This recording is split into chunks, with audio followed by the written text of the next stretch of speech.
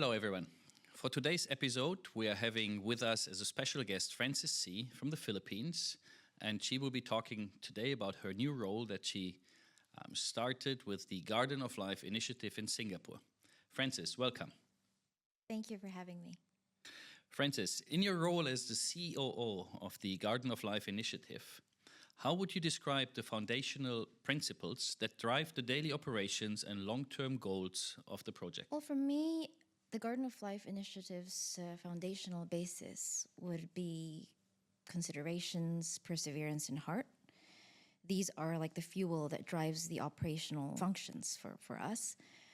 What these three values represent are something that the world greatly lacks. And we can draw it initially and within ourselves. It's so easy to draw it up, and when done right and when used into what we do as our work, in our campaigns and in the organization, it will only have the most impactful result. Speaking about the role that you've taken, can you give us a little bit of background about yourself, and how long have you been now leading the Garden of Life initiative? Because I understand this is quite a recent company for a project that started a long time ago in Bali and has now been revived. So what did you take on this position, and what's your background and qualifications for this? Principally, the concept of the Garden of Life started in Bali, and this was way back in 2014, so it's quite a while back. And at that time, I joined in as a team coordinator. I work under project managers. We predominantly work with the local organizations, non-governmental agencies, and that touches on foundations such as the Yayasan Bumi Sehat. We have Coconut Foundation. We do also have Karangasem Reef Conservation. So that was way back in 2014. And then as we progress, we had a pause in the operations simply for global crises. We were hit with that. And so funding and development of the project was paused. Fast forward to 2021, it was revived again for the Garden of Life Dubai. And that's when I rejoined ultimately. And right now we have culminated and combined everything together into the Garden of Life initiative, whereby we added 3 more locations, which is Botswana, Iceland, and Brazil. Now we have a total of 5 locations. So you've been with the project for quite some time then, and obviously been able to gather a lot of experiences already, and been working with local communities, especially in Bali, as you said. So from your vantage point, what has been the most profound impact that the Garden of Life initiative has had on local communities, and also what do you foresee as the impacts on a global scale?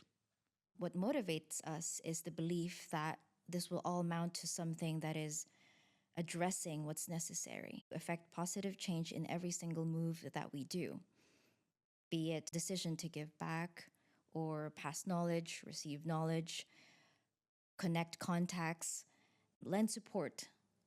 And the profoundness of it all is in those everyday acts, that next step that ripples out into the world. So step by step, we do what we can. Is looking ahead, where do you see the Garden of Life initiative in the next 5 years?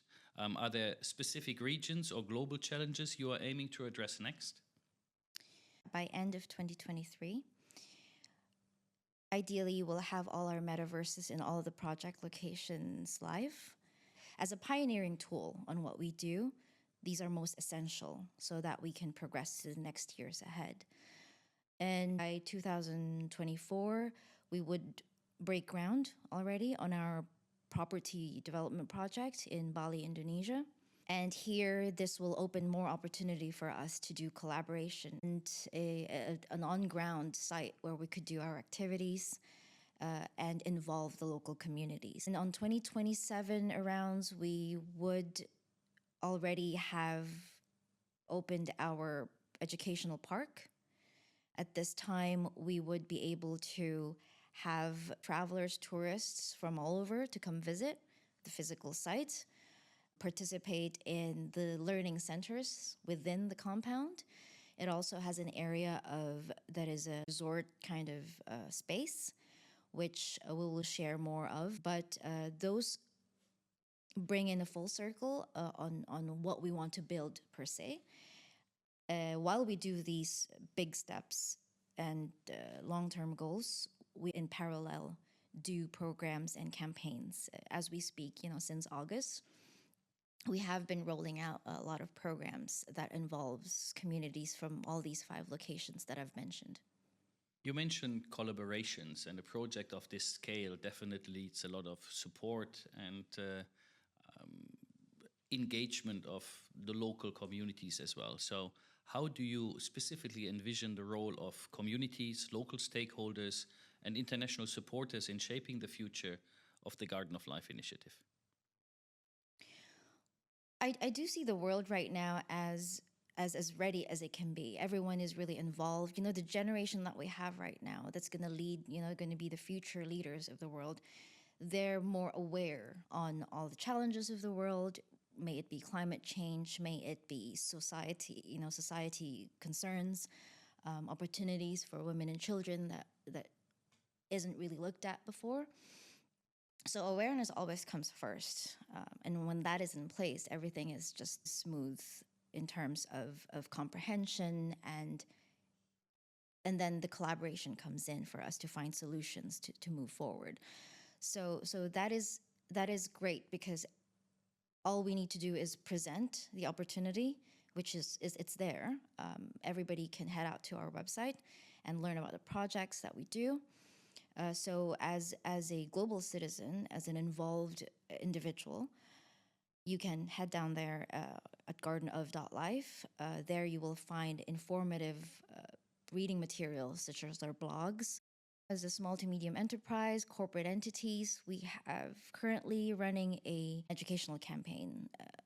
And as a corporate entity, you can participate by opening a platform for schools and learning centers, open an opportunity for them to have an engaging activities, outside the classrooms. We just want to supplement it. It's meant to elevate that experience, definitely trigger some sort of excitement and make them more thrilled and want to be part of this grand scheme of things. Thank you very much, Frances. It was a pleasure having you here, and good luck with your initiative. Thank you so much for having me, Ronnie.